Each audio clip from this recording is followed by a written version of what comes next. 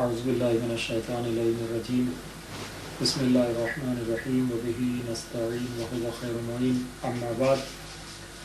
کتاب المنطق مرحوم مظفر کے حوالے سے ہماری گفتگو کا یہ 8واں درس ہے،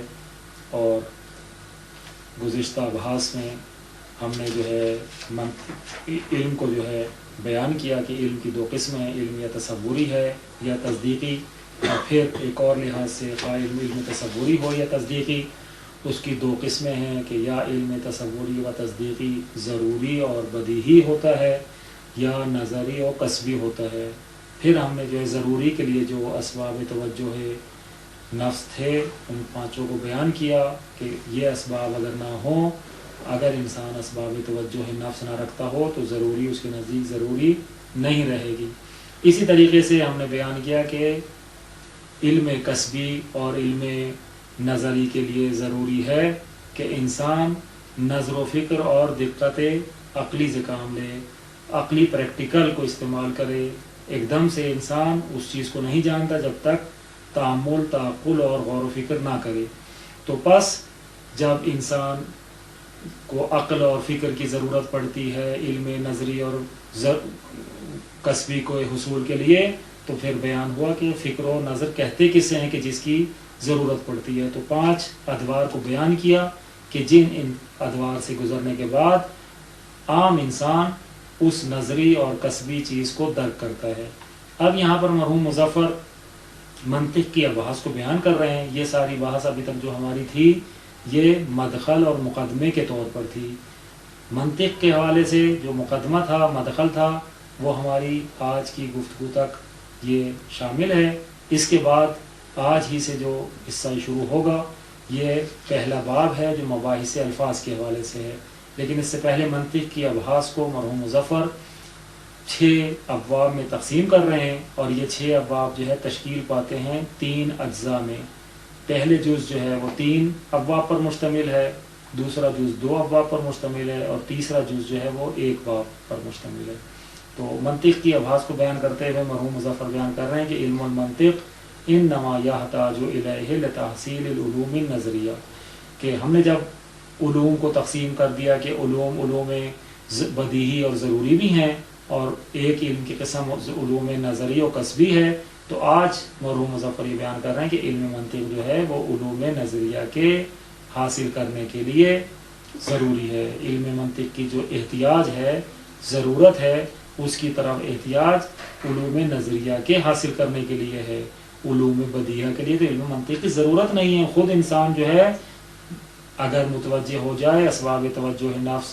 اس کے ساتھ ہوں تو خود علوم بدیہہ تک پہنچ جائے گا، لیکن علم منطق جو ہے اس کی نیاز، اس کی احتیاج جو ہے وہ علوم نظریہ تک پہنچنے کے لیے ہے۔ لأنه هو مجموعۃ قوانین الفکر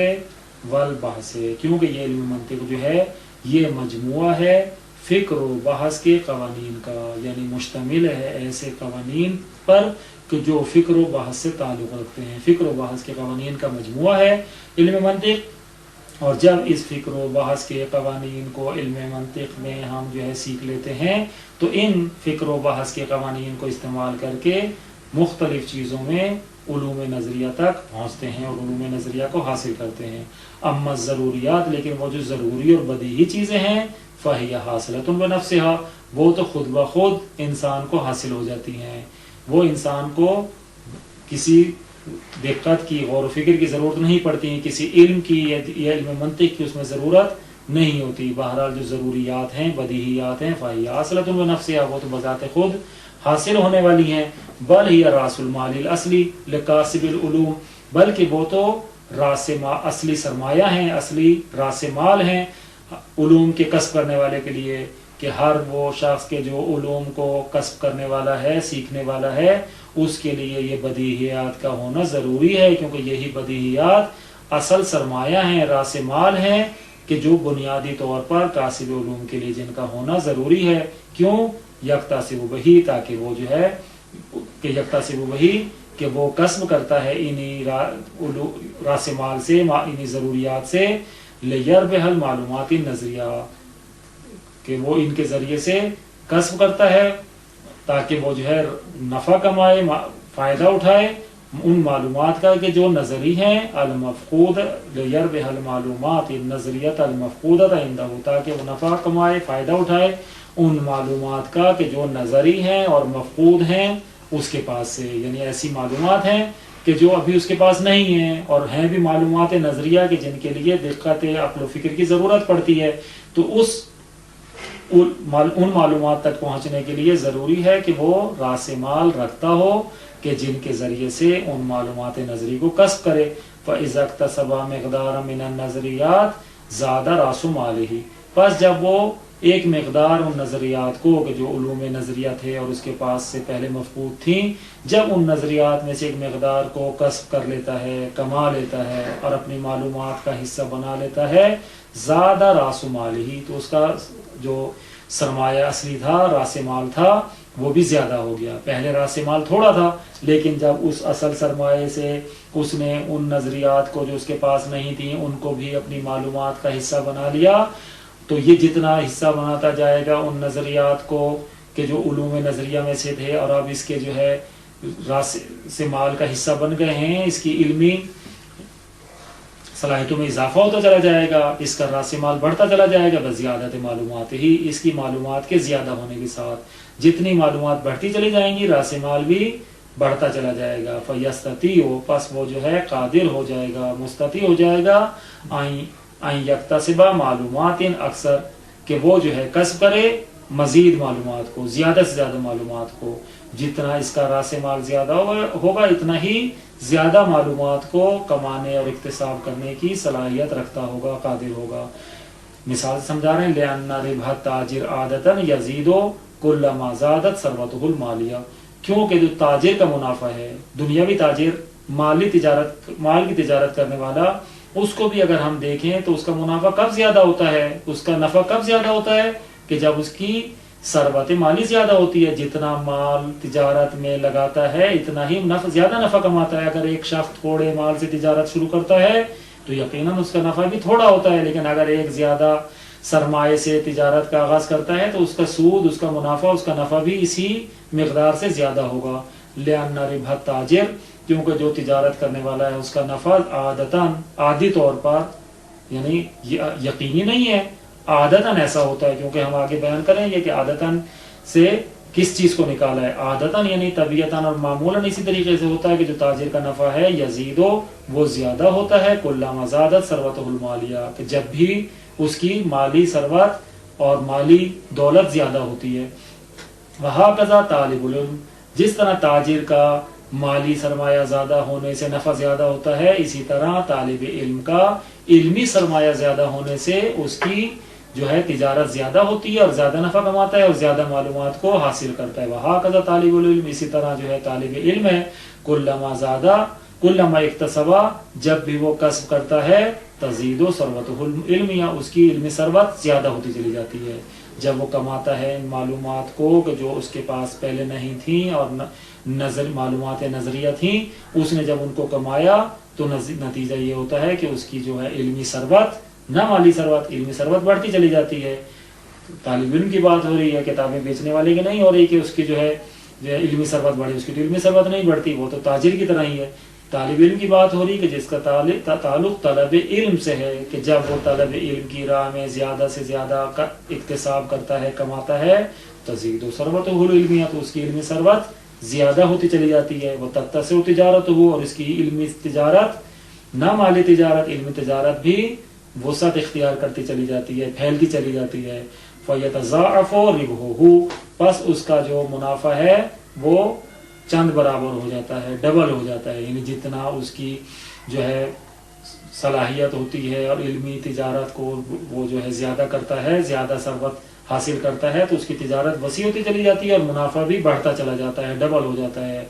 بل تاجر العلم، اب یہاں سے بیان کر رہے ہیں کہ ہم نے جو وہ تاجر کو کہا تھا کہ عادتاً اس کا سرمایہ زیادہ ہوتا ہے، کبھی ایسا بھی ہوتا ہے کہ اس کا سرمایہ زیادہ نہ ہو، سارا کا سارا اس کا مال ڈوب جائے، حتیٰ کہ جو راس مال تھا وہ بھی ڈوب جائے، جو اس نے جمع پونجی اپنی اس تجارت میں لگائی تھی وہ بھی باقی نہ رہے، سب کے سب سامان کو آگ لگ جائے، راتوں رات چور لے جائیں، تو اس کے لیے جو ہے عادتاً ہم نے کہا کہ سرمایہ زیادہ ہو تو نفع زیادہ ہوگا، لیکن کبھی ایسا ہو سکتا ہے کہ سرمایہ زیادہ ہو نفع نہ ہو، یا نفع نہ ہو بلکہ اصل سرمایہ بھی ڈوب جائے. تو ادھر سے بیان کریں بل تاجر العلم مضمون الربح ہے بالاکتساب لا کا تاجر المال، بلکہ جو تاجر علم ہے، علم کی تجارت کرنے والا ہے، اس کی نفع کی ضمانت دی گئی ہے کہ جب علم کی تجارت کرے گا تو یقیناً اس کو نفع حاصل ہوگا، اس کے نفع کی ضمانت اور گارنٹی دی گئی ہے. ہو نہیں سکتا کہ علم کی تجارت کرے اور نفع سے محروم رہ جائے، اس کو کوئی فائدہ حاصل نہ ہو. بالاکتساب، اس کمانے کے ساتھ، زحمت کرنے کے ساتھ. لا کا تاجر المال، تاجر مال کو ایسی کوئی ضمانت نہیں دی گئی، کوئی شورٹی، کوئی گارنٹی نہیں کہ تاجر مال تجارت کرے اور اس کا مال نفع دے، بلکہ ممکن ہے نفع نہ دے، یہ اصل سرمایہ ہی ڈوب جائے. وعلم المنطق یبحث عن کیفیت تالیف المعلومات المخزونۃ عنده، اور علم منطق جو ہے کیونکہ اس کا تعلق علوم نظریہ سے ہے، علم نظری سے ہے، تو پس علم منطق جو ہے وہ بحث کرتا ہے عن کیفیت تالیف المعلومات، کہ معلومات کو کیسے تالیف دے، معلومات کی تالیف کی کیفیت کیسی ہو. وہ معلومات المخزونۃ عنده، کہ جو معلومات اس کے پاس ذخیرہ شدہ ہیں، کہ ان معلومات کو جو اس کے پاس ذخیرہ شدہ ہیں، ان معلومات کو کیسے تالیف دے، کس کیفیت میں مرتب کرے، تاکہ لیتوصل بها الی الربح، تاکہ وہ پہنچ جائے ان معلومات کے ذریعے سے نفع تک، منافع تک. کون سا نفع؟ بتحصیل المجہولات، مجہولات کے حاصل کرنے کے ساتھ، کہ جو اس نے مجہولات کو حاصل کرنے کا فائدہ اٹھانا تھا اور ان مجہولات کو اپنی معلومات میں تبدیل کرنا تھا، ان مجہولات تک پہنچنے کے لیے، اس کے نفع حاصل کرنے کے لیے وہ جو ہے کیفیت کی تالیف کو بیان کرتا ہے علم منطق، تاکہ وہ پہنچ جائے اپنے اس منافع تک. وَإِضَافَتِهَا، اور ان مجہولات کو اضافہ کرے، إِلَى مَا عِنْدَهُ مِنْ مَعْلُومَاتٍ، اس کی طرف کہ جو پہلے سے معلومات اس کے یہاں موجود ہیں، یعنی ان معلومات میں ان مجہولات کو، کہ یہ مجہولات بھی تبدیل ہو جائیں گی معلومات میں اور اضافہ ہو جائیں گی اس کی معلومات میں. جتنی معلومات بڑھتی چلی جائیں گی اس کا جو ہے سرمایہ علمی بڑھتا چلا جائے گا، ثروت علمی بڑھتی چلی جائے گی. فَيَبْحَثُ تَارَةً، پس علم منطق جو ہے ایک مرتبہ بحث کرتا ہے عن المعلوم تصوری، ایک مرتبہ تو معلوم تصوری کے بارے میں بحث کرتا ہے، کیونکہ علم کا تعلق جو ہے تصور سے ہے، اور تصوری بھی ہم نے بیان کیا کہ نظری اور کسبی ہو سکتا ہے، اور اسی طرح علم تصدیقی جو ہے معلوم تصدیقی بھی نظری اور کسبی ہو سکتا ہے. تو پس یہ جو معلوم تصوری اور تصدیقی ہیں، علم منطق انہی دونوں کے بارے میں بحث کرتا ہے. فَيَبْحَثُ تَارَةً عَنِ الْمَعْلُومِ تصوری، علم منطق ایک دفعہ بحث کرتا ہے معلوم تصوری کے بارے میں. وَيُسَمَّى الْمُعَرِّفُ، اور اس کو معرف کا نام بھی دیتے ہیں. معلوم تصوری کہیں یا معرف کہیں، بات ایک ہی ہے. لِلتَّوَسُّلِ بِهِ إِلَى الْعِلْمِ بِالْمَجْهُولِ التصوری، کہ یہ جو معلوم تصوری کے بارے میں بحث کرنا ہے جس کو معرف کہتے ہیں، کس لیے ہے؟ لِلتَّوَسُّلِ بِهِ، تاکہ پہنچا جائے اس معلوم تصوری سے مجہول تصوری کے علم تک، کہ وہ جو مجہول تصوری ہے اس تک پہنچنا اگر چاہتے ہیں تو اس کے لیے جو چیز وسیلہ ہے، ذریعہ ہے، وہ معلوم تصوری ہے، معرف ہے. وَيَبْحَثُ عَنْهُ أُخْرَى، اور ایک مرتبہ یہ جو ہے علم منطق بحث کرتا ہے دوسری مرتبہ عن المعلوم تصدیقی، معلوم تصدیقی کے جو علم کی دوسری قسم ہے اس کے بارے میں بحث کرتا ہے. وَسَمَّى الْحُجَّةَ، اور اس کو حجت کا نام بھی دیتے ہیں. معلوم تصدیقی کے ہیں یا حجت کے ہیں. لِيُتَوَصَّلَ بِهِ، تاکہ پہنچا جائے اس معلوم تصدیقی کے وسیلے سے، اس کے ذریعے سے، الی العلم بالمجہول تصدیقی،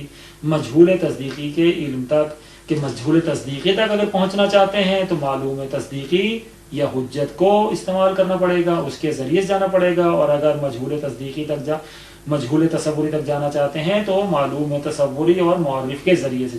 جائیں گے. والبحث عن الحجت بنحوین، اور جو معلوم تصدیقی کی کا دوسرا نام ہمیں بیان کیا کہ معلوم تصدیقی یا حجت جو ہے، اس کے بارے میں بحث کرنا جو ہے وہ دو روشوں سے ہے، دو راستوں سے، دو طریقوں سے ہے. بنحوین، یعنی دو طریقوں سے. تارتاً من ناحیت حیت تالیفها، ایک مرتبہ یہ ہے کہ حجت کی جو تالیف کرنا ہے، ترکیب دینا ہے، اس کی کیا شکل و صورت ہو، کیا حیت ہو، اس لحاظ سے ہے. تارتاً ایک دفعہ من ناحیت حیت تالیفها، اس حجت کی تالیف کی شکل و صورت کے حوالے سے ہے.